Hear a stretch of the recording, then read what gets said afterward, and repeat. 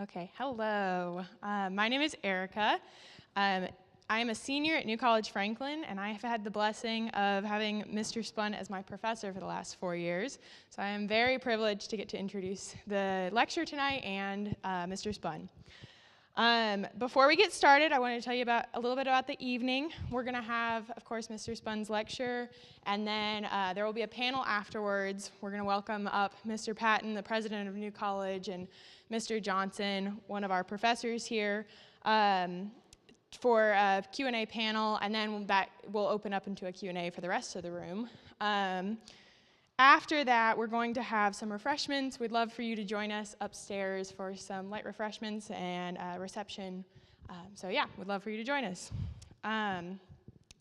For those who don't know us here, New College Franklin is a 4-year classical liberal arts school. In our 1-degree program, we study the trivium, grammar, logic, and rhetoric, and the quadrivium, arithmetic, geometry, harmony, and cosmology.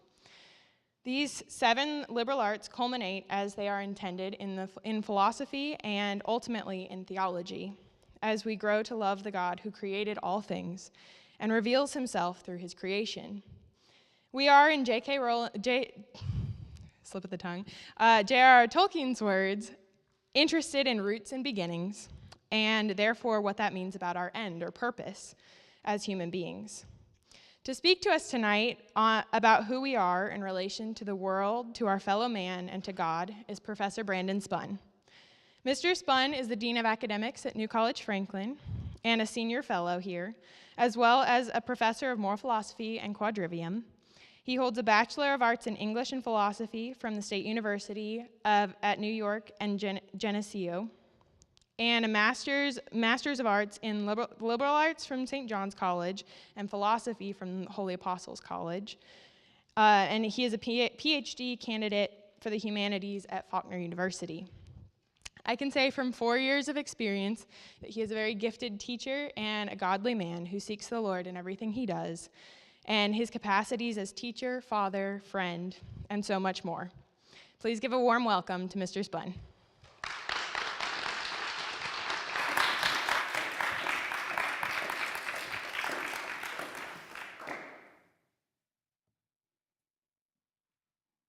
I'll pray. In the name of the Father, the Son, and the Holy Spirit. O Lord, open my lips, and my mouth will declare your praise. Amen. Well, I am going to keep a timer on. This is going to require that because what I'm trying to do is condense a paper with a lot of intersecting topics that I want to make sure to kind of build up an image, build up a theme, but it's a very broad theme, and so I don't want to get us lost on the way, which I think might be easy, and that's okay. I've got interlocutors that are going to help clarify those places that were unclear. So I'm going to be counting on these gentlemen right here for some help. But I want to begin with an image that's intersecting with this topic, the topic of the way in which we're ordered to that which is beyond us. And I certainly mean God by that, but I mean our general framework is a framework of moving beyond ourselves in some way, moving outward, even when that's inward also, but that there's a transcending character to our existence, our existential nature. And I'm going to say things like that are going to be very abstract. I'm going to hope to keep coming home with some images that make that clear. But I think I'm going to need to keep moving between those both. So if you're feeling a little bit lost, just hang on for a little bit, and hopefully something will be helpful with that. The image that comes to mind is one I shared with, I think, some of you a few months back. It's Simeon in the temple and the infant Christ. What we have there are 2 men, 2 human beings that they're both on the threshold of life. The threshold, the beginning and the end of life, and they're looking into each other's eyes. It's this really interesting moment because Simeon declares, now let your servant depart in peace, Lord. Despotes, master, this sovereign God he calls to and says, I may now depart I may cross that threshold. I'm ready, having seen this infant child. That's really strange, just what he thinks he sees in this infant child and what he knows about him. But he says he's seen the salvation that God has prepared in the face of his people. And face there is a standard word for face in the Greek. It's prosopon, but that word comes to mean person in the Christian tradition. So he has seen the salvation prepared in the face of the peoples. And we have there both the old and the new. We have the old Adam and the new Adam there looking upon one another. And that new Adam is going to grow up and follow him and pass through that same threshold, though he'll die a death that is unlike any other.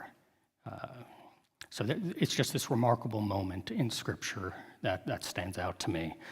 But I think there's a parallelism there with John 1, John 1:1. In the beginning was the Word, and the Word was with God, and the Word was God. That's the Word was with God is kai ha logos ein pros ton theon. So there pros is with God, but it might be translated toward God. It's a really interesting preposition.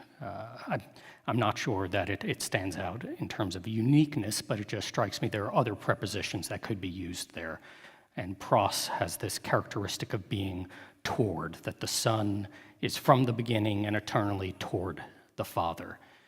And I'm connecting there the face prosopon, which comes to mean person, and to be toward, to be oriented toward.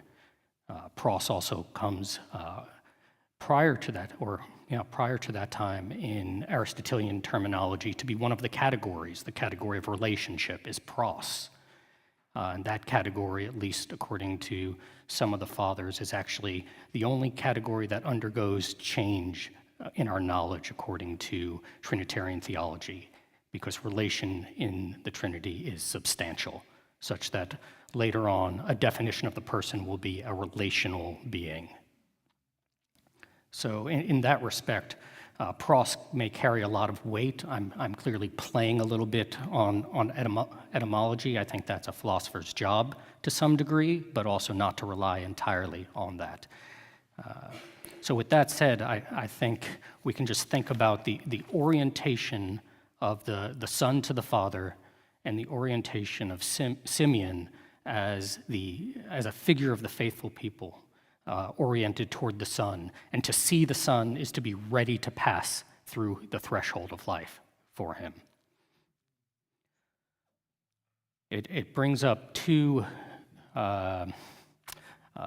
dictums or kind of phrases that echo in medieval theology and medieval thought, but really it goes back long before that. One is that the end corresponds to the beginning. The end corresponds to the beginning. In the Latin, it's responds to. You can even hear that musically. The end corresponds to the beginning, right, in terms of the home note, the tone.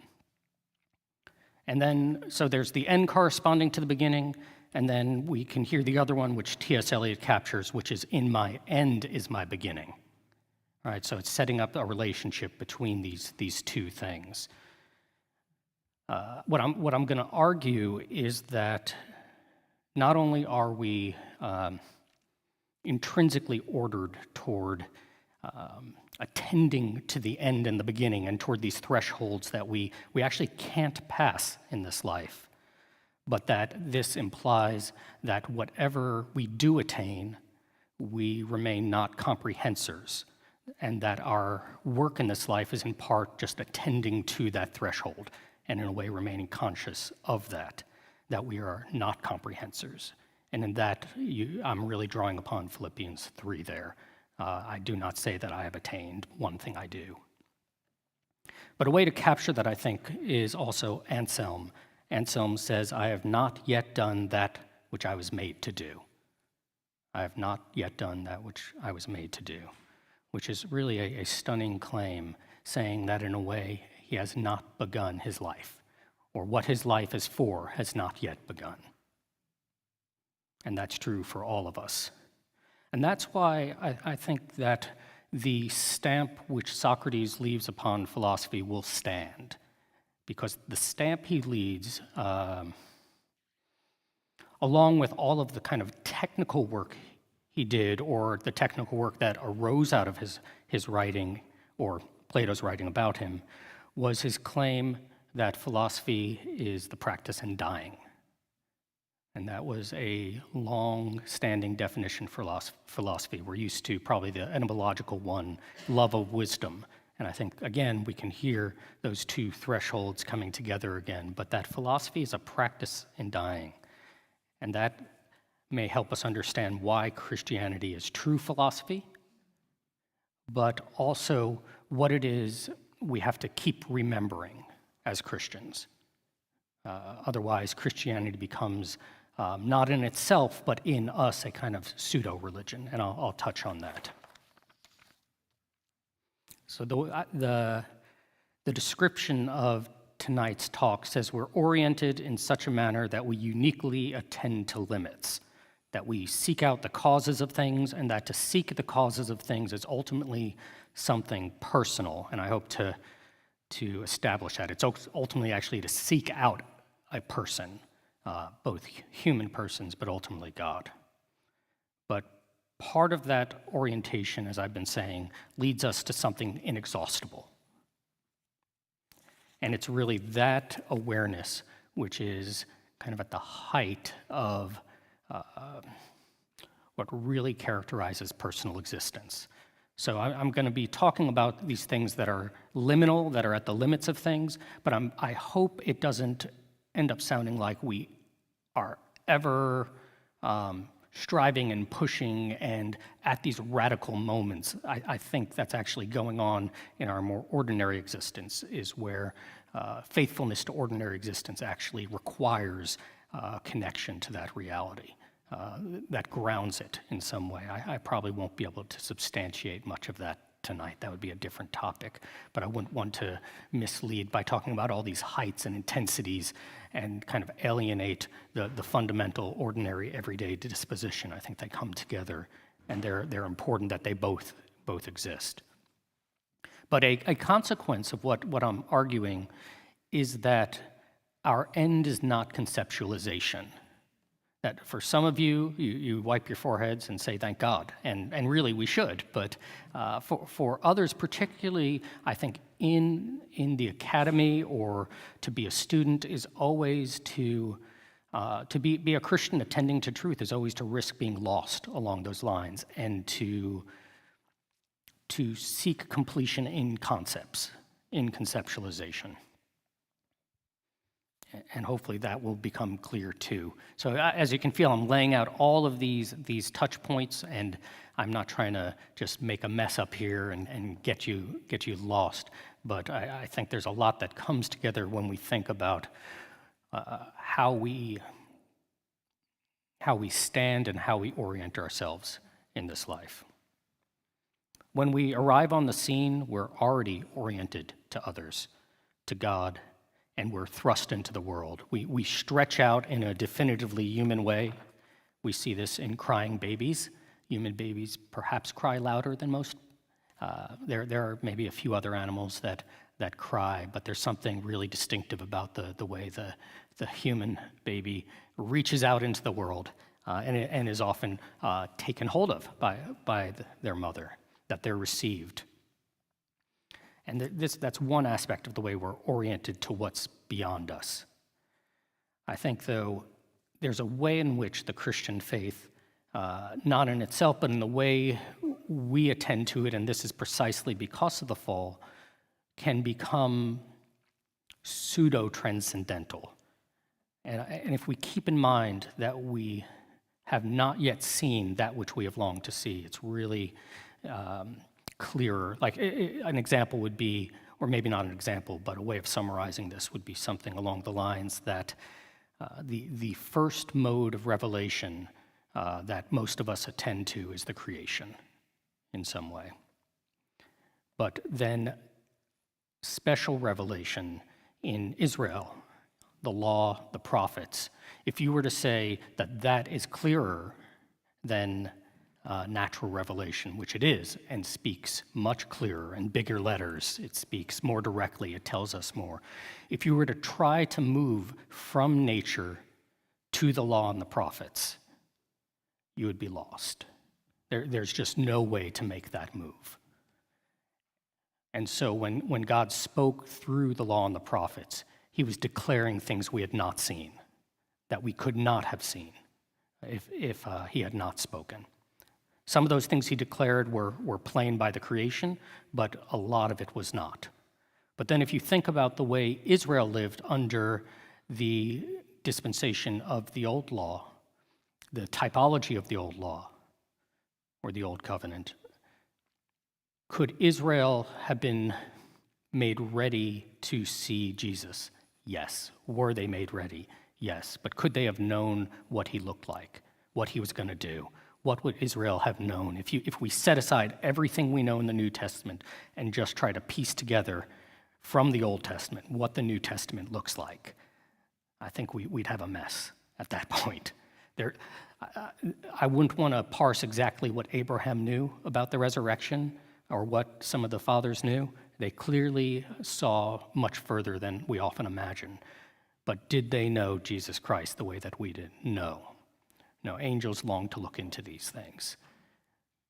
We are still under that sort of dispensation in the sense that there will come a day when the Father will be all in all, in Corinthians 15.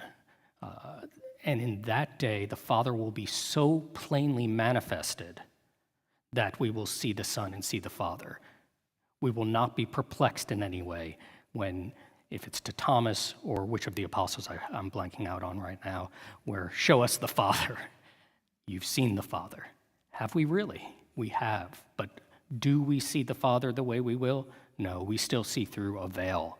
And that's why the medievals would talk about Revelation as a veil, a velum, an uncovering, that we see things through many veils. So just keeping that in mind is a way of keeping in mind the limits of where we are right now, that we're always under fundamental limits, and that's why our orientation has to ultimately be one of faith and one of hope. But what we can see is that this is a orientation which is natural to us, in the sense that it's an orientation which I'll begin with some natural examples or some basic examples to us. We live under a dispensation in which we use memory all the time, so that we are thinking about people who are not here, so that our mind tends to a place where they are and we are not. And so we understand we're limited here. We know we're here and we know we're not there. That sounds really kind of basic and silly, but there's a kind of conceptualization that happens there that is also at the same time a recognition that we're limited beings. So in that respect, we can think about maybe a dog who sees a fox run over a hill. It's chasing the fox, and it doesn't just stop because it doesn't see the fox anymore. Its memory carries it over the hill. But the fox is not at home or the dog's not at home saying, I wonder where old Fox is. Does he have somewhere to lay his head? We also, so in that respect, we are continually oriented toward things and people and times that have passed. But there's also a temporal aspect to this. The temporal aspect of this is that we are attending to things which have passed us, not just physically, not just in our space, but in our time. And I think this is more prominent when we attend to the stories and the people around us. So in that case, when our parents tell us about their past, or when we discover that our loved ones have a past, that particularly in romantic love, where we suddenly realize this person existed before I knew them. And there's a kind of inappropriate jealousy. But there's also, I think, a desire to be with them, to have union with them, which almost demands or wants to be able to demand to have more, to have the whole of them. And we realize that the whole of them is not just what we see, it's not just what we have there in some respect. What I'm not saying is we need to know absolutely everything about a person from their past, and if we don't know that, then we can't have communion with them. But I think there's a proper sense in which we feel cut off from others. We feel this in the sense that children need to know their parents.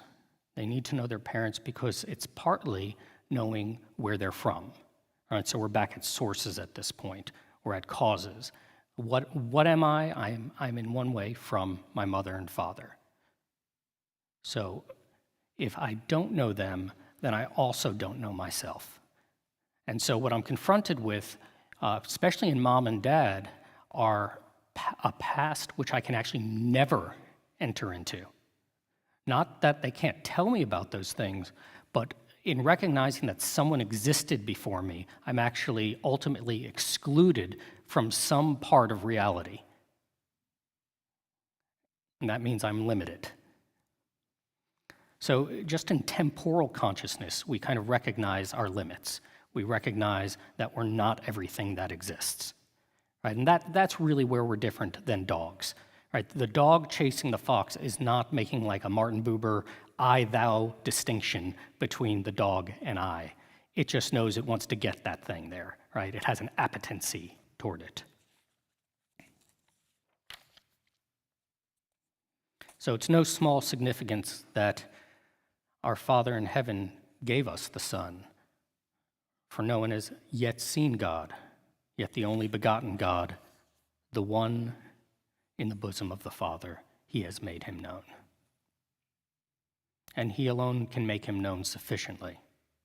So my point here is that in temporal consciousness, we cross a threshold, and this happens when young children listen to stories, and we usually leap across that threshold rather painlessly. This doesn't usually mark like a major existential crisis in someone's life when they discover that mom or dad existed before they existed. But I think there is kind of a pang there in some way, that we realize that the whole of reality doesn't belong to us. But there's a strange way in which that's true even for ourselves then, right? That we don't even possess consciousness of our whole life. There's a part of our life that we actually are usually told about. We're not always even sure when our memories begin and when the things we're told about what happened begin. So that we're not present to ourselves in immediacy. We have to remember ourselves. I'm not saying that all we are is memory. I think there's actually a part of ourselves, or not a part, but an aspect of the same person, which is always transtemporal or transcendent in some way. But part of knowing ourselves, or part of being a self, is our consciousness of that. And we always fall short of a complete consciousness of it, particularly if part of knowing ourselves is knowing mom and dad. But mom and dad also need to know themselves, which means they need to know mom and dad. And this goes back, not just back, but at each person, there's a limit and an imperfection of the grasp of their sources. We don't attain to perfect comprehension.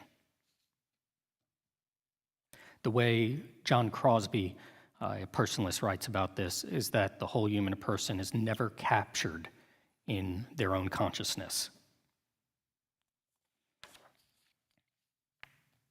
So that's another threshold that we face, and hopefully you can hear maybe kind of an Augustinian problem here, where we ourselves become a mystery to ourselves. He was referring, I think, to sin there, if I remember correctly, but I think just fundamentally the whole Confessions is about that mystery of the self and where it leads him, though he doesn't use himself simply to do that journey. It's actually God that leads him through a reflection of the self. He's insufficient to reflect on himself without God. It's actually the reverse. It's through knowing God that he's able to ultimately reflect properly on himself. But because my consciousness is historical, then it means I can learn, I can increase in wisdom, and we do get to know ourselves in some way. But it does mean also that I never perfectly attain to a knowledge of myself, or at least not the way I often think I need to, which is knowing the past or knowing details or maybe even knowing psychological causes. These are not always these are fundamental ways of knowing ourselves, but not the ultimate way. And this is all just a fancy way of saying that I'm not self-comprehended or God.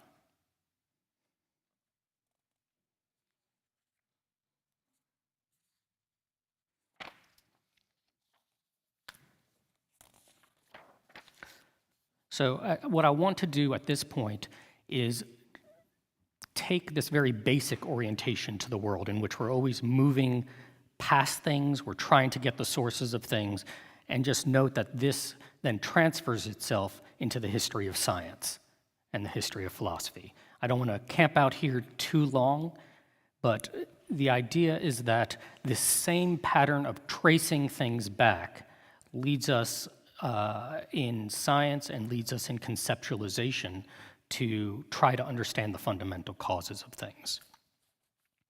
One of the ways this happens just in ordinary consciousness is that we have concepts.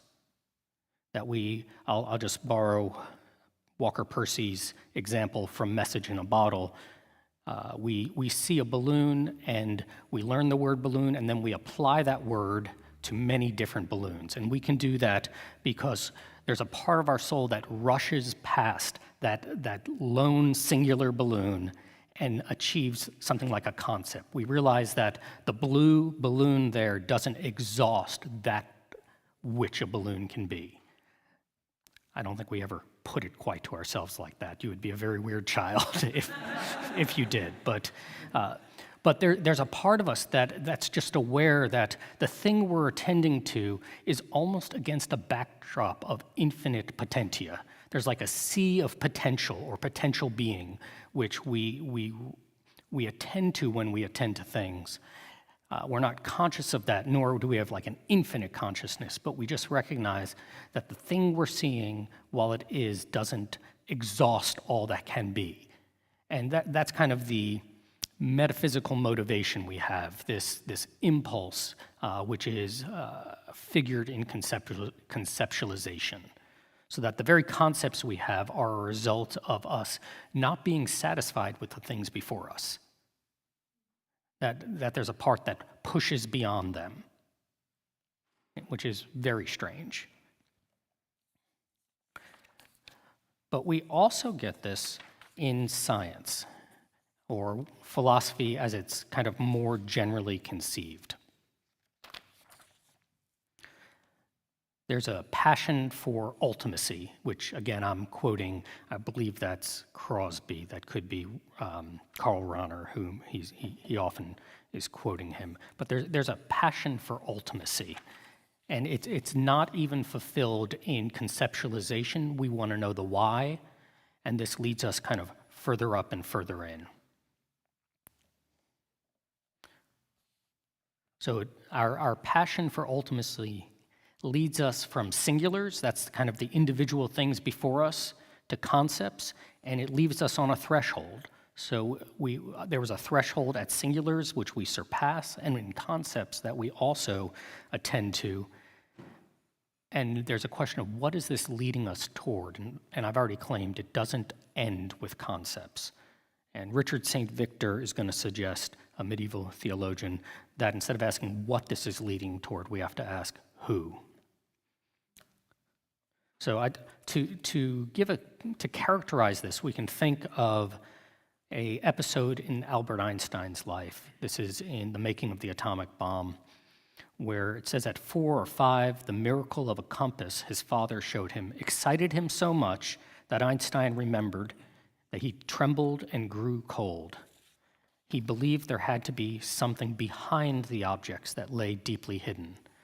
That's really a weird reaction to a compass. You tremble and grow cold. I don't think we all do this, but I think there are things that excite each of us in this way, that arouse this sense of there's something more if we don't close ourselves off to it. There's always this tendency to close ourselves off to it in different ways.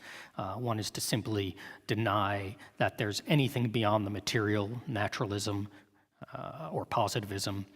But another way is pseudo-religion, or the tyranny of concepts. And I'm really trying to get there. That's where I'm aiming in this talk. But what Einstein's reaction is akin to me is something like touching an object and it's suddenly moving and you realize it's alive, right? Or thinking you're alone in a house and you've been there quite a long time and then suddenly realizing someone else is there. But that's really what it's like living in this world, right? Not being attentive to the presence of God, to that which kind of undergirds all things, what they're alive with. So that our field of attention, our field of contemplation, it's not just inert or neutral. It's not quite as impersonal as we imagine. And so briefly, I'm going to go through this a little bit quickly. One of the ways that we are driven by this, by the desire to cause, is certainly all the sciences, biology and physics, to figure out the why of things. But this really culminates in the question of God and the cause of all things. So I don't think we have to work from biology or the particular sciences up to metaphysics to get to that question, but I think we can see the way that historically that's been developed in philosophy and in the sciences. So that in metaphysics, it moves from there are singulars that are limited, that belong to certain genuses, that are of certain kinds, and they must have causes. But the problem is that with science, to know a thing is to know it through its causes, and to do that means the thing must have a cause, and it must be a species of a genus. But that can't go on forever ad infinitum. We can't know a thing through its cause, through its cause, through its cause. You never arrive at an actual cause. And nor can the ultimate cause then be a species of a genus. In other words, it can't be a limited thing, a certain kind of thing. So then there's a quandary, which is either metaphysics, this desire to know the causes of all being, will end in a knowledge of something that's a species of a genus, and it will not attain to God, or it will not know God. Those are kind of the two choices. Now, to be careful, what I'm saying is that we will not know God scientifically then. We will not know God in the way we know other things. But it does mean then that the culmination of metaphysics has to fall short. We will not be able to conceptualize the final cause. That's what I maybe made obscure, is that what we're able to conceptualize are those limited things. And because of that, we can know them by causes. But if God is the first cause, which he is, then we're not going to arrive at a knowledge of God and know him in the way we know those other things. And in fact, where Aristotle ends is there must be a God.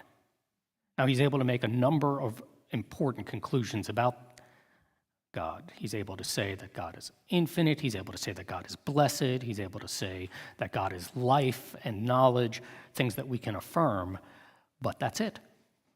He's able to make those claims by a judgment, right, that he must be those things. He does not know God in the way that Jeremiah would say, let us boast in that knowledge of God.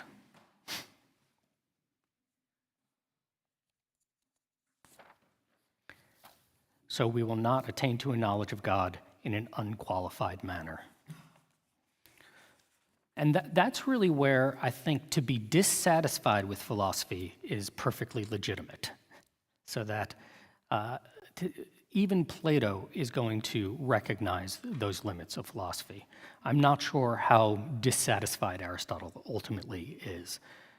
But I think very clearly by the time we get to Thomas Aquinas, a really clear dissatisfaction or statement of the limits of what he calls natural natural theology, which is metaphysics. So those are kind of equivalent terms. Metaphysics ends or culminates in stating there's a God, and thus it's called natural theology, or theology that is attained to without special revelation. So the question might be, does Christianity relieve us of that problem? And in one respect, we might say yes, in the sense that the things we know by faith are no longer of the elements of this world, that God is speaking directly to us, that Paul will say in 1 Corinthians, I'm blanking out if it's 1 or 2 Corinthians, that we now have the Spirit of God, who knows the mind of a man but the spirit of the man, and we have his Spirit, so that we are thinking with God. We are knowing the very mind of God in some way. That is a radical claim on Paul's part. That is very different than the wisdom of the world, which is shown to be folly in comparison, particularly in the way that it would lead one away from the Christian faith. But when Paul says that, what he doesn't mean is we can just turn and look into the mind of God and think God's thoughts. He chiefly means that in the Scriptures and in Jesus Christ, God has made known his will. So in one respect, we have been taken radically beyond any natural philosophy. We have crossed those thresholds, and yet we really remain at the door, no longer wanting more information. Certainly we want more information. There's things we would ask, but really wanting to be with God. So that faith and hope are tending less to faith and hope in a new concept or a new conceptualization, because Christianity doesn't really provide new concepts.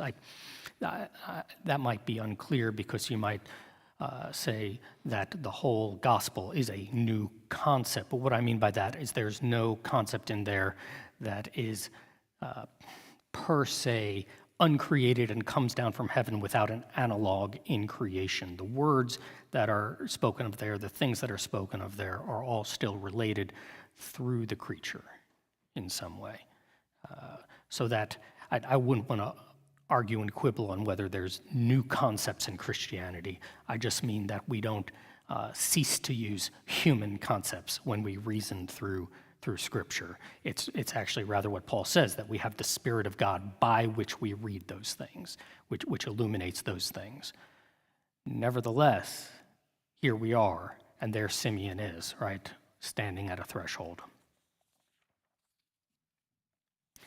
So that's a lot of conceptual territory we've ranged over. I'm sorry, but I hope now to start kind of bringing things together at a more personal level.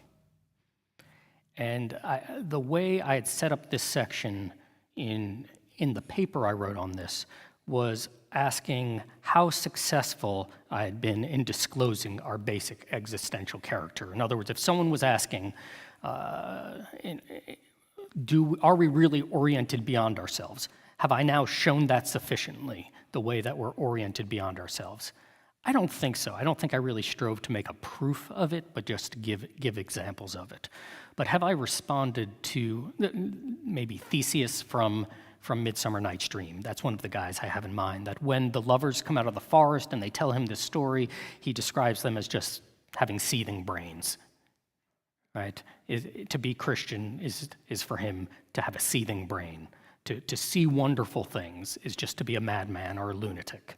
He also says a lover, but... And I think that this is actually the right place to be somewhat dissatisfied. I've kind of been saying that all along. And I think we see this in philosophy, that we see this in Socrates' silence in the very last moments. We also see this in what happens with Thomas Aquinas at the end of his life, when he says that everything he wrote was straw compared to the things that he's seen. But I do always feel after something like this, like I've been babbling and like I've been chasing my tail. Wisdom is not in the multiplication of words.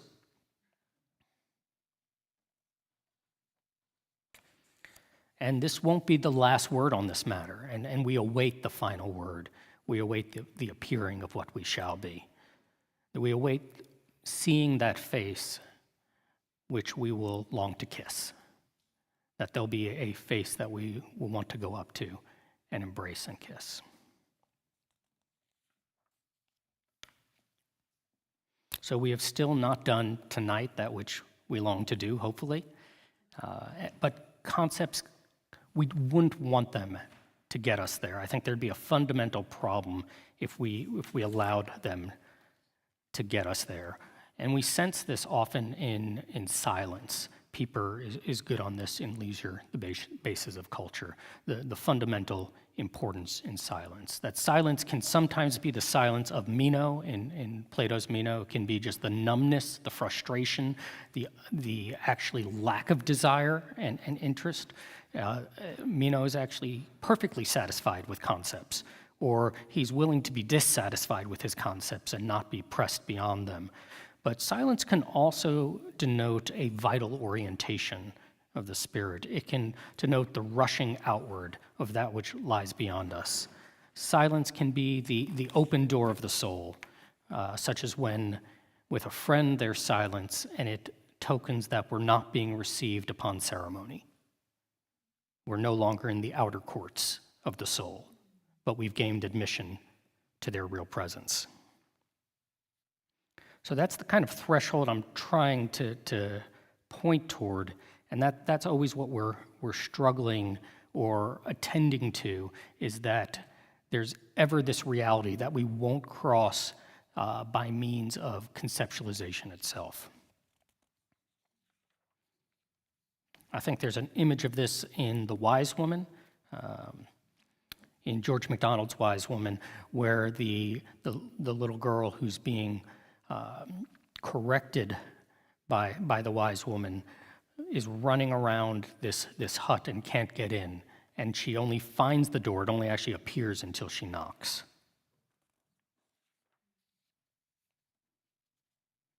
So it's ultimately in personal existence that we sense this and that we experience the way in which concepts have led us somewhere and also fallen short. So I want to get to some examples of this. But the reason I've taken us along the long journey here is I'm following Pieper, who says the man who never uses his reason will not get to this threshold. And there he's actually referring to Thomas's silence, that it's only actually by reason and its failure in some way that we're led to recognize these limits. So let's try to think of this in terms of the personal encounter.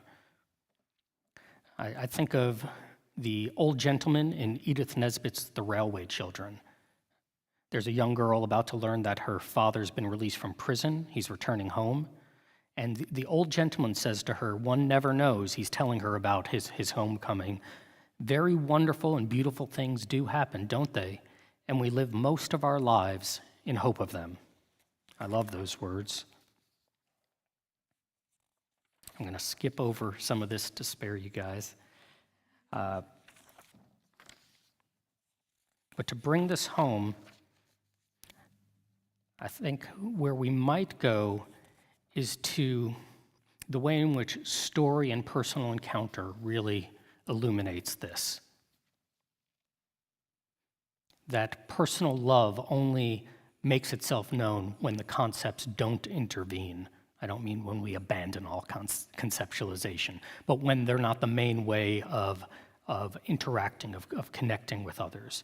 That's when the pleroma, the fullness of personal existence, makes itself known, and the world becomes a world of hope rather than calculation. So we can attend to those around us in a kind of secondary mode. We allow conceptual tags, characteristics, roles, traits to suffice, and this often occurs when we're busy. But there is, and we're usually pretty clear of this, another mode of attention in which we receive a person. For the busy person, this can be a mode that's often forgotten or secondary. But when we look someone in the eye, when we're present with them, they become a person to us in the full sense. And what we find is that they're incapable of exhaustion. But a way to think about this is that the person is actually unreachable by conceptualization, because the individual, and particularly the human person, is not a concept. That's not entirely different from other singular beings, but there's a unique way in which the transcendental character of the person, the spiritual being, surpasses conceptualization in a radical way. And this is actually what makes love possible. It's because the person's an inexhaustible object of attention. Doesn't mean we don't get bored with each other, but that's probably more our fault than anything else. But because the person's inexhaustible, it makes love possible. But this is what actually lays down the conditions of love. Their irreducibility draws us to them as persons, and because of that, our real mode of knowing them is characterized by union and fidelity. So we don't comprehend those we love, but in knowing them, we find that we're oriented to them in an infinite way. And that's where we encounter them face to face.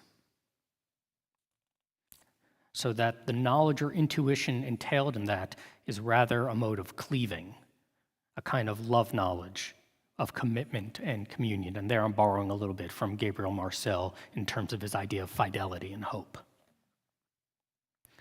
So this demands not just a special object of attention, but that we ourselves show forth in such moments and awaken to the fundamental personal orientation. In these encounters, our orientation is most radically disclosed as a movement beyond ourselves and beyond a finite stopping point. So once again, we can think of the babe crying, and it tells us more about ourselves than a syllogism. They fling this cry out into the world, and it's kind of a shattering disclosure, particularly for parents. But what is it the child's fundamentally stretching out toward? So again, this is a remarkable instance of our end corresponding with our beginning, that towards which the babe reaches without reflection or conceptual analysis is more ultimate than any idea. It's desiring union rather than discursive knowledge.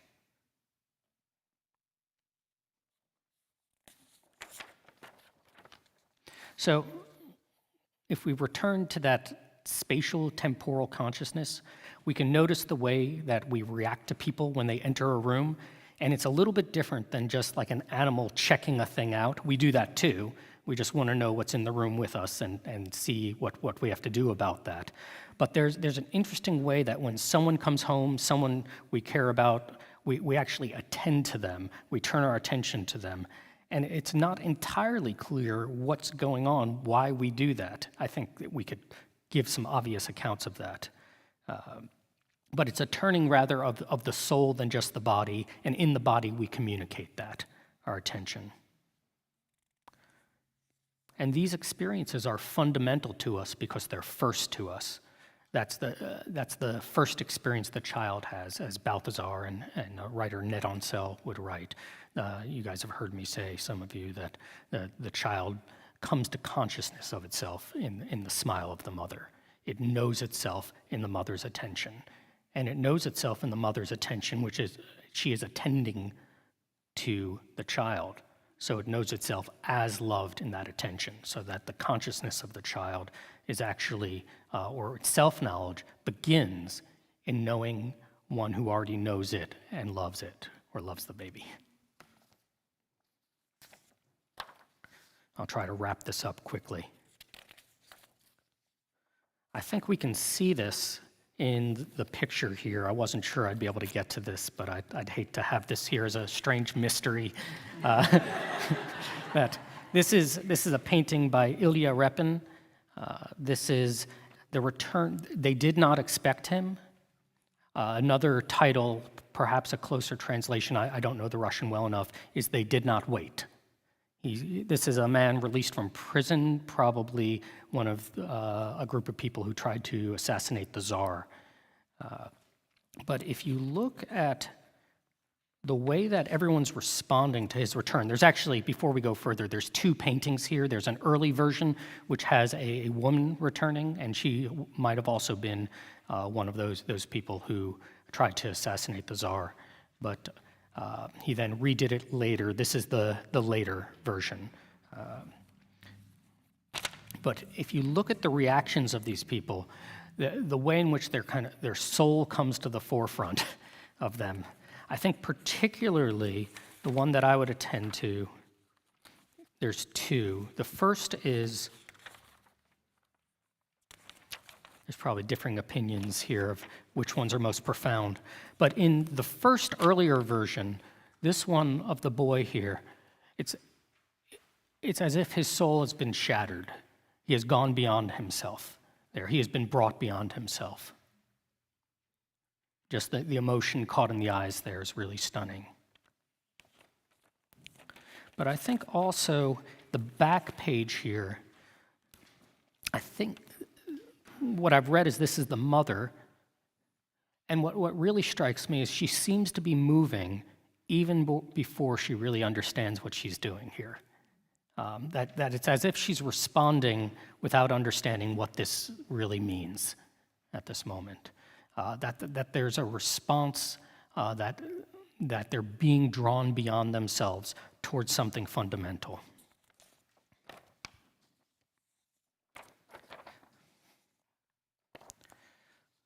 And I think that's kind of the character of what our soul ultimately is moving toward, is an encounter that we're not ready for, an encounter that will take us beyond ourselves, that we could not wholly prepare ourselves for, even in all our striving. All this is figured in a very ancient story about our first beginnings, in which we were offered life amid a garden in which flowed 4 rivers, in which the animals and plants and pleasures of life were all present, and in which God himself walked with man. In that garden stood 2 trees, a tree of life and a tree of the knowledge of good and evil. There Adam was told he might eat of any tree or plant, but only that he must keep back his hand from the tree of knowledge of good and evil. So what might that mean in terms of what I've been talking about? So one possible reading, and I'm playing a little bit on St. John of Damascus here, is that the tree of life is higher and more necessary than a certain kind of knowledge. There's something prior to knowledge, a co-natural knowing that's woven into our being, from which we draw our vital existence, our orientation and powers, and actually which we have to live from, so that we live by a source we don't comprehend, by a mystery which exceeds comprehension, and that we receive our first and fundamental orientation. That's not to say our principle is darkness to us. It's the opposite. But we stand not at the fountainhead of the flowing waters. We find their life is already in us, flowing into us from a source whose limits we can't comprehend, and we're summoned to trace our path along this stream. But it's not by comprehension, but by a kind of loving obedience that we live and follow its urgings. I'll stop there. I've gone well beyond the time. Thank you.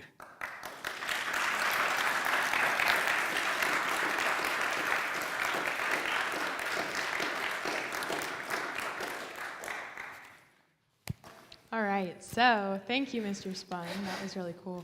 We're going to have a little panel here. Mr. Johnson and Mr. Patton are going to discuss what you just heard with Mr. Spun, and then afterwards we're going to open the floor to questions. So, and the way we're going to do questions, if you were here last time, is a little bit different. We're going to do, I'm in the way. We're going to do questions. If you have a question, you can raise your hand and ask it from your seat, and then they'll repeat your question so that it's heard, and they'll answer, because we only have one mic. It's a bit of a hassle to run back and forth. Okay.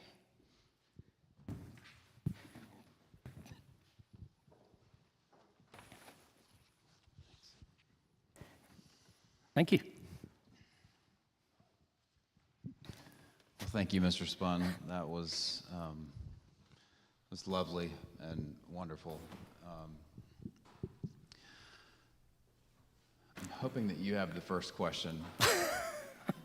One of the things that I was struck by just walking up here was you covered a lot of ground, and but there was so much that I wanted to write down, and every beginning of a question that I started to come up with was generating dozens of other questions. And it just made me think that itself is in some way, maybe in a little way, reflective of the phenomenon that you were just talking about, that there is this, there are all of these beautiful truths, and there's these concepts and limits that we can put around things that immediately call for us to stretch beyond them and point beyond. And yeah, it's just... That's great, yeah. It's lovely that I can't come up with any questions because there are too many questions. That's so great. It makes me so sympathetic with the young writer. Like, where do I begin, and how do I keep limits on this thing, and how painful it is. And there's a way in which we have to just keep beginning and beginning and beginning again. And maybe it's only toward the end of our life we really know where to begin. It's stunning how difficult it is sometimes, particularly with some topics, to be able to begin, because every beginning is another head to another beginning. So, I have some things, but if you've got something formed, then you go for it. Sure. Yes, this is delightful, Mr. Spun. One of the things I told Mr. Spun after I read the paper was that it felt like I was encountering afresh what I've encountered in our friendship over the last 4 years. A lot of these thoughts, but it's really more than thoughts. It's kind of an orientation to reality, which is really inspiring. I wondered if I loved that reference to Einstein and kind of the cold shivers he has at 5 years old as he's kind of drawn toward the infinite and the ultimate in some way. But you also talk about how we close ourselves off to that often. I'm wondering if we could just kind of reflect on why do you think that is? What are some of the things within us as people that, even though, like Aristotle says, all men desire to know, we often don't desire to know. Mm-hmm. We often do close ourselves off to the ultimate. Yeah, I would say the fundamental one is clearly sin. Romans 7:20 or 7:21, that I find this other law at work in me. And of course, there's infinite ways that plays out in the manner of how we're trained, but also how we train ourselves and how we become threatened. I think that Einstein's response is always right next to, does that create a turning away, right? It sent shivers, and I don't want anything to do with it. Or does he respond in wonder? And so that's one of the graces God gave Einstein. I think there's certain aspects of his life one would look at and say those weren't graces, but that was certainly a grace he gave him to press in wonder and into the causes of things, at least at that level. And so I think without grace we will not press very far into those things. But there's times where it's simply the difficulty of it. There's times where we don't want to know. There's times where we want to be satisfied, we want to be complete, we want to be sufficient.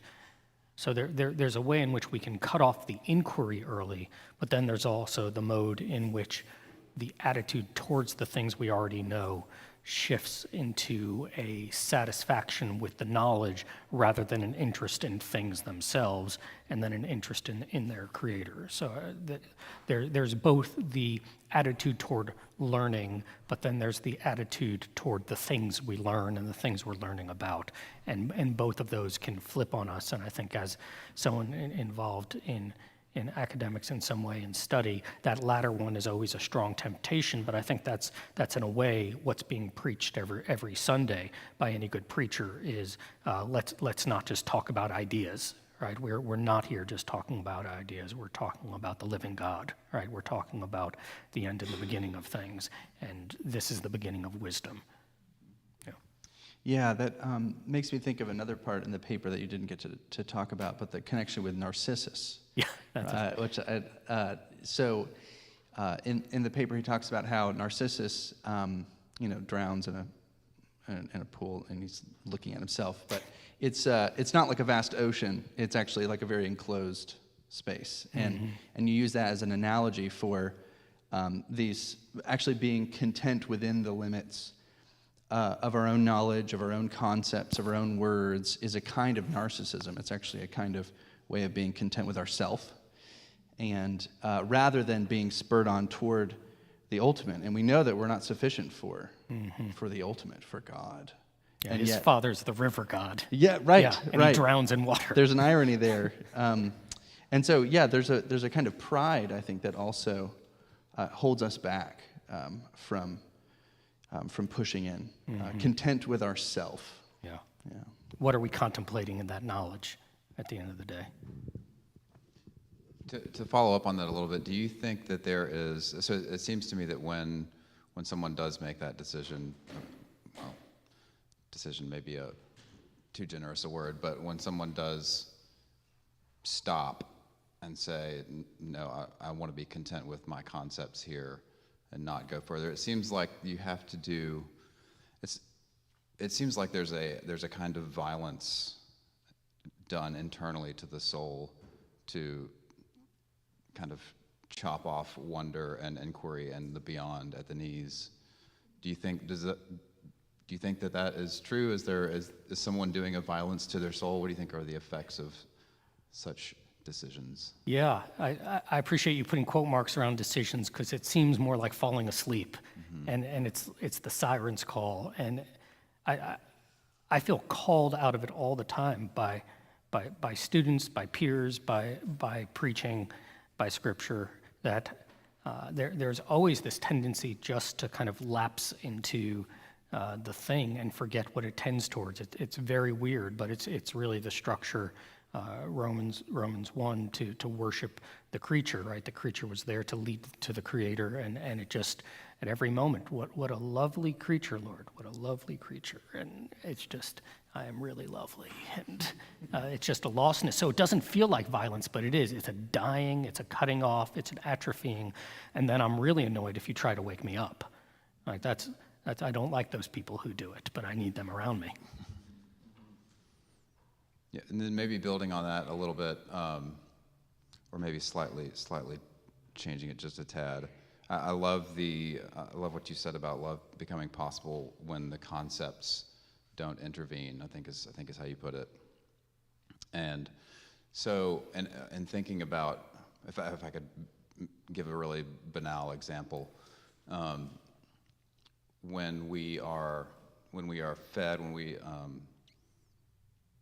ingest all of these various stories and things, whether it's from movies or Instagram accounts or whatever, and we're feeding ourselves on these concepts, and then the more we are doing that and not engaging with the other actually, then we can have a tendency, this is becoming more of a comment than it is a question, I'm enjoying it. a tendency to bring our concepts to our interactions with the other, and so we enter into a romantic relationship, and our expectations of that romantic relationship are, it needs to conform to this, it needs to be just like Jane Austen or whatever it might be, and so love is not possible because the concepts are, and I mean, I'm using a very blunt example, but they're very thoroughly intervening in the actual enjoyment or even recognition of the other in a way. Again, not a question, but... Well, that's helpful, because one of the parts I said I wouldn't be able to bring out is the way that the mundane is important, because I think what we feel in the mundane is all the excitement's not there, right? That's where the ordinary interaction allows the person to be mundane and limited and allows life to be what it is. And by not kind of elevating it beyond itself, it takes on its real character and allows for the real appreciation of the thing in its proper way. So what I'd hate to walk away with is kind of those pictures of personal encounter and thinking this is the way we're to encounter each other all the time. That would be exhausting, right? It's actually much more in just recognizing, the way I put it at the beginning of the paper is we are always potentially on the threshold. We're always potentially in crisis. Crisis, not like in the English sense of bad thing, but at like a moment of decision. That just to be aware that that's always potentially present is actually more our role, is to just be ready to receive in the ordinary rather than to aim at like this magisterial meeting between two persons all the time. Just sounds gross and exhausting to me. Yeah. Well, there are two things that your paper and your talk made me think of, and I hope this turns into a question, or it could just be a response thing. But just delighting in these images. So, one, you talked about the baby, and how could I not be drawn to that? Having a son now, and it's what's so. I just would never have understood this until I experienced it. But there was just this unconscious desire when I would look into his eyes, and I would crave to see what he sees and to know what he knows. And there's this sense in which, like, he feels like he's the wisest person I've ever met, right? And I mean, he's 3 months old. But I think there is something about the end and the beginning, and this is for the faith of the little child. The kingdom of heaven is made up of little children. I think what you said is that the child doesn't want a concept; it wants an embrace, right? Mm-hmm. And the deep satisfaction my son has when he locks eyes with me or with his mom, and he lights up, right? As something actually like more fundamental to what it means to be a human being and a knower and a lover. And yet he's never fully satisfied with that. He doesn't go, well, I had that yesterday. I don't want to have that again, you know. So that's one thought. And what I'm wondering is, and this is just, it might not be a fair question, but you talk about receptivity, and I think that's part of it. What does it really is not a fair question, but how do we become more like my 3-month-old son? Like how do we do that? I think for me, and I think for a lot of people as they get older, it means pushing through those things that hold us back from attention. And obviously that means prayer, and that means all the grace of God, but just to be aware that there's this bizarre shame that comes up in terms of confronting others, that we no longer have the strength of the child to look each other in the eye. And so they have a greater strength. One of the ways I put it in the paper is that to be in love means to be stripped of one's arms, of one's battle gear, and that to be stripped of that battle gear, to be left on the field with one mightier than you, and to trust God enough that though he slay, right, though he kill me, yet I will trust in him. And we want to meet those people we're called to meet there.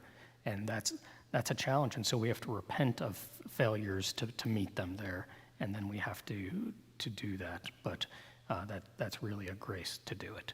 We have to, after we feel very stupid, go back to the table and play board games with them, or whatever it is that we've cut ourselves off to, whatever habits we have that are cutting off rampant silliness, right? that those things have to be cut off. Yeah. Yeah, I think that was a great question. I was just talking with my wife the other day in the car. We were talking about how God does not look at us and say, "I'm disappointed in you." And then just thinking about walking home across the threshold and seeing my little daughter reach up her hands. And Katie's response when I said, "God doesn't look at us and say, 'I'm disappointed in you.'" She was like, "Can you imagine like walking in and looking at Eleanor and saying, 'I'm so disappointed in you'?" Mm-hmm. So I guess a question for all of us and what we're doing here. Can you talk a little bit more about where philosophy ends? So I think what I feel in your talk is we've philosophized to a point, and the philosophizing is necessary, but you said something like this. It's necessary to realize that it's not sufficient. And so, like, where does, for us who are here, those of us who are students and engaged in the study of philosophy, where does the philosophy end and the, living in the living waters that are flowing in us begin? Maybe that's not the right way to ask the question, but what are we doing here? Gosh, yeah, I think it's a great question, because there's times where I just wonder with the students, are you guys not just exhausted with words, right? It's a lot of words, right? And I just wonder about the philosophers and all the writers and myself. It's like, are we not tired of the words? There's no end to writing books. There's got to be something else. So I think in a way this might be a ages and stages thing. I couldn't think of a better way to put it, but there was a time in my life where there could be nothing more exciting than picking up certain books. But I think that's really important. The zeal to study should not cease. But at the same time, there has to be a zeal that's greater than that, and that has to be continually rekindled, reminded. And I think that's one of the reasons that our life of prayer together is really, really important, and that our life together in general, and the remembering of what we're about as a, maybe not arm of the church, but as a school for Christians is really fundamental, that there's something this is all pointing at. And so I think we have to remember that there are things beyond the classroom. And hopefully that's going on continually, but certainly that's, in terms of that question asked early on, why do we do this kind of thing to ourselves? Why do we forget? Well, we become stressed out and very busy, and those are the excuses we use. And so our work is remembering that our primary work is not actually anything like the classroom or the job or anything like that. There's the vocation, the calling, which is the person of God is actually speaking to us and summoning us out of ourselves continually. I don't know if that addresses it. Going off of that, yeah, that you mentioned hopefully it's not just a legend, hopefully it is true about the end of Thomas's life. And in the paper, I think it was really poignant. You said, Thomas is allowed to say, everything I wrote was straw when he sees the Lord. But just some random person can't dismiss all of it as straw, right? And like that, in a sense, is the task of philosophy. It's, yeah, in theology, is you're pressing up against these limits, and before the face of God, it is just straw, right? But you say it's necessary because that's one of the stages on life's way, in a sense. That's one of the things that we must do in order to get there. But I think also, for Thomas, it's what made him ready when God asked that question. Like, what do you want? And he says, like, only yourself, right? Like, that's what the task is. And not just these, 4 years of what we're doing at New College, but when you're engaging in philosophy, when you're engaging in theology, when you're engaging in literature, when you're engaging in all these things that are limited and insufficient, it's what actually prepares you when, in that moment, when, when Jesus asks blind Bartimaeus, "What is it you want?" He knows what he wants. "Lord, give me my sight," right? I want to know the definition of justification. No. No. Right? No. Right. Yeah. So a verse that comes to my mind is when Israel was a child, I loved it. When Israel was a child, I loved him. Out of Egypt, I called my son. Right? If that doesn't, I think we have to continually summon God and call upon God to refresh us so that we can hear those things and not just relapse into biblical theology or systematic theology, but in hearing him speak to us. When Israel was a child, I loved him. Out of Egypt, I called my son. And then Israel did a lot of things. Two quick references, which is, you always have to have that obligatory C.S. Lewis reference and G.K. Chesterton reference and all these things. It made me think in The Great Divorce about the theologian who wants to stay in hell, right? He doesn't actually want to go to heaven because he'll be out of a job, and he would prefer to talk about, kind of his grand concepts of God than to actually see God. And yeah, of course, that's not what we want, and that's narcissism, right? But there's a poem by Chesterton that your paper made me think of, and since your paper kind of ended on art and literature as something that kind of presses us towards this, I thought it'd be appropriate. It's a poem called Love's Trappist. There is a place where lute and lyre are broken, where scrolls are torn and on a wild wind go, where tables stand wiped naked for a token, where laurels wither and the daisies grow. Lo, I too join the brotherhood of silence. I am love's Trappist, and you ask in vain.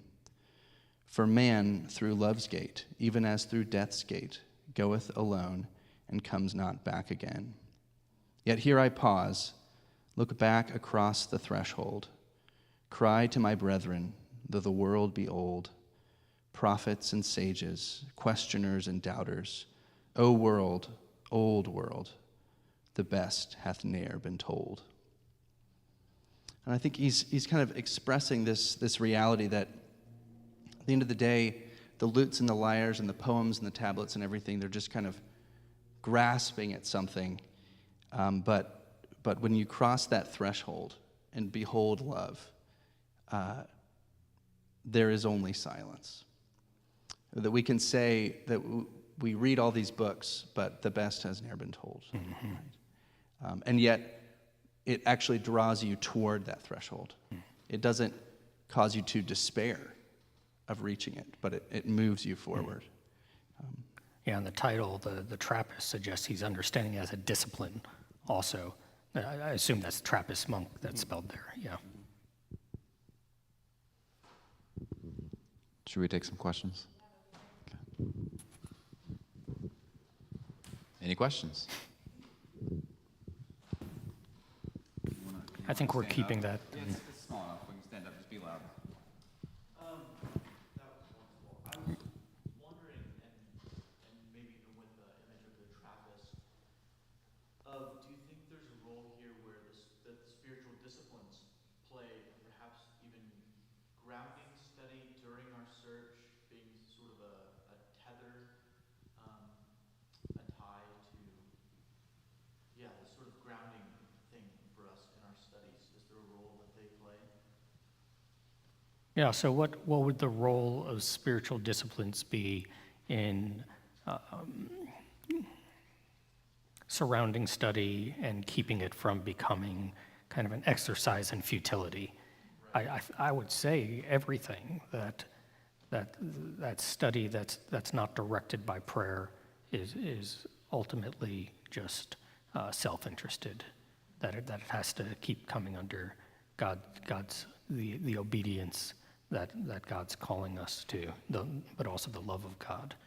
So that where I began with Simeon calling God despotes, right? It's a fascinating choice of words for him to use for God. That at this moment he is master, right? And he means that deeply, passionately, affectionately. I am ready to depart as your servant. The example a lot of you have heard me use is that when I would pick up my kids, they would say, "What's the plan?" Right? That disposition is one that I think that we have to keep relearning. Is actually we don't set the course of our lives and then talk to God, but how do we actually keep coming back to God? What is the plan? What is your direction for me?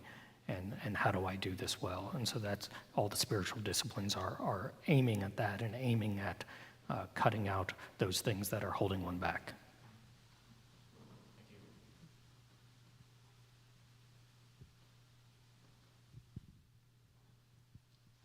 Maybe I can add to that. That makes me think of what Eliot says in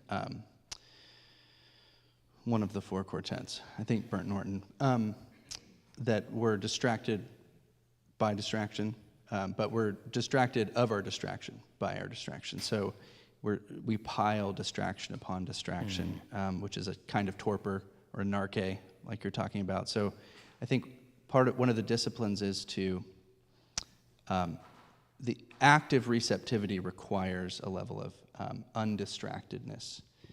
And that's really hard, particularly in our world where there's so much.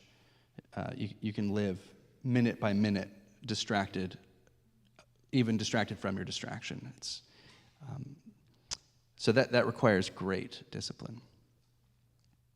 Even, I gave this a challenge to my high school students one time, as a lot of them had long commutes. And I just said, don't do anything on your commute. Don't talk on the phone or listen to a podcast or anything. Just drive in silence and see what happens. Just something as simple as that is a kind of discipline that might make you receptive in a way.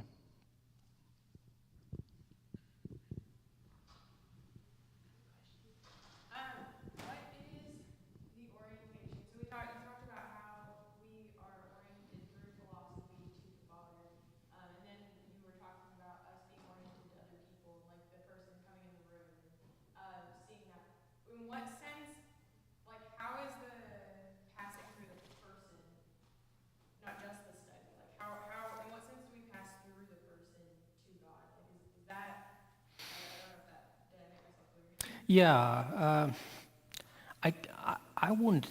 I know there are others who would talk about this, and certainly where the scriptures talk about when Jesus is saying, or when they're saying, when did we love you, or when did we give you water?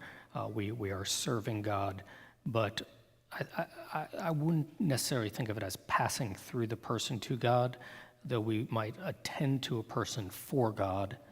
I know there are writers who would or thinkers who would do this more mystically. Certainly, there's a way in which Christ is present in those we attend to and serve. The only reason I'm fencing this out a little bit is because I know that the way personalism in general and the way I've said things has a tendency to elevate our interactions in such a way that they become almost idols themselves. And so I think that I rather think of it, how does God call us to attend to one another? In doing that, we attend to him. And is there a mystery in which he's present in them? Yes. But I think the way the scriptures even tell it is, that's hidden from us, right? To think that we're aware of that in a way that we're not might actually be more that would be another concept interfering with the thing itself.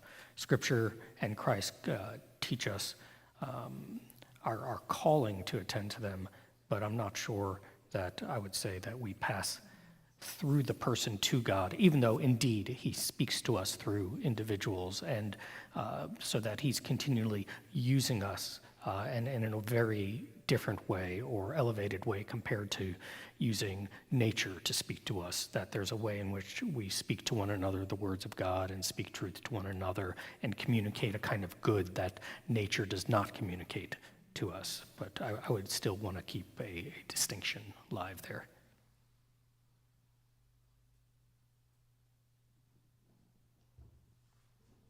You said earlier in your speech, you're talking about the danger of like falling into like a pseudo-transcendental way of living. How can we guard against that, especially like being where we are as like at a school that teaches a lot of philosophy? Yeah. My primary reference to pseudo-transcendental, just to be clear, was particularly a way of thinking about our faith where, say, all we're waiting for is to be in heaven. That really everything we want is just a translation of place, and rather there's a fundamental calling of God upon us now. I'm largely leaning on Pieper in hope from this, but that there's a calling for our soul to be oriented and reoriented to God, and he's doing that all the time, such that what we're really, real transcendence is certainly going to be a change of place, but it's much more so the transformation of the soul and its sanctification. It's tending to God. It's responding to his calling. So that a pseudo-transcendence would be one where the call of the gospel, I answered that years ago, right? The call of the gospel is not something that's ever vivid. It's rather something one does once and for all, rather than continual repentance and renewal.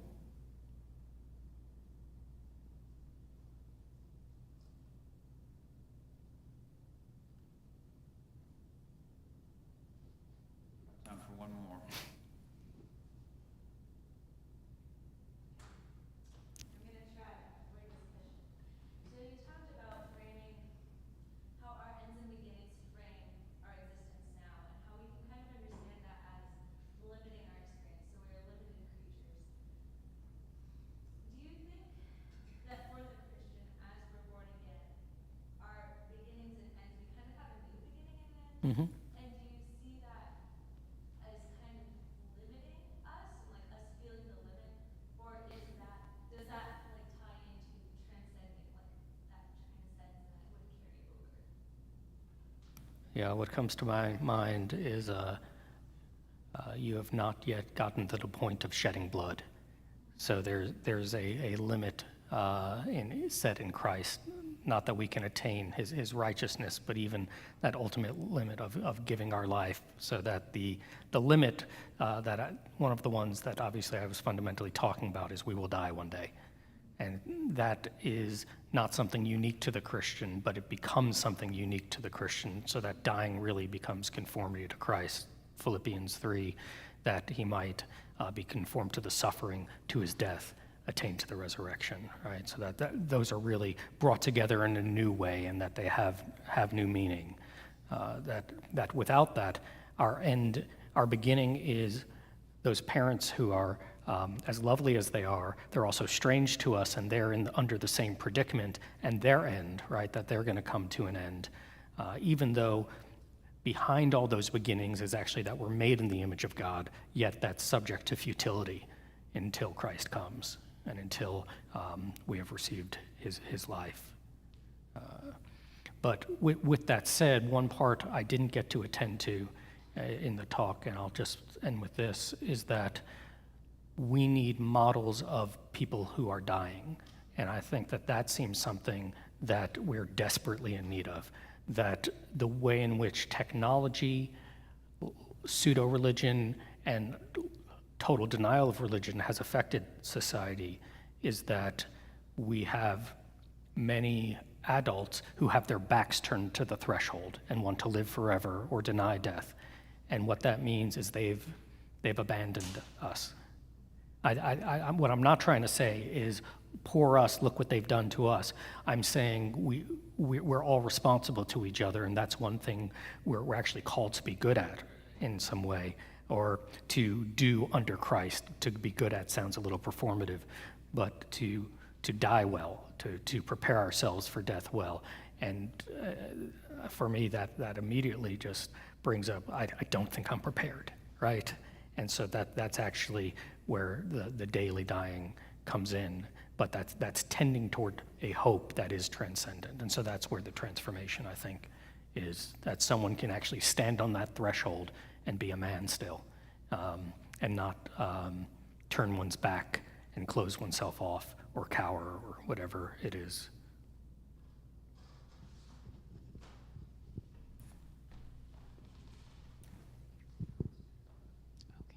Thank you so much, gentlemen. All right, we're going to have a reception. I have been just told, I think it's downstairs, which is very exciting and new. So if you'd join us for light refreshments, that would be really great. Thank you.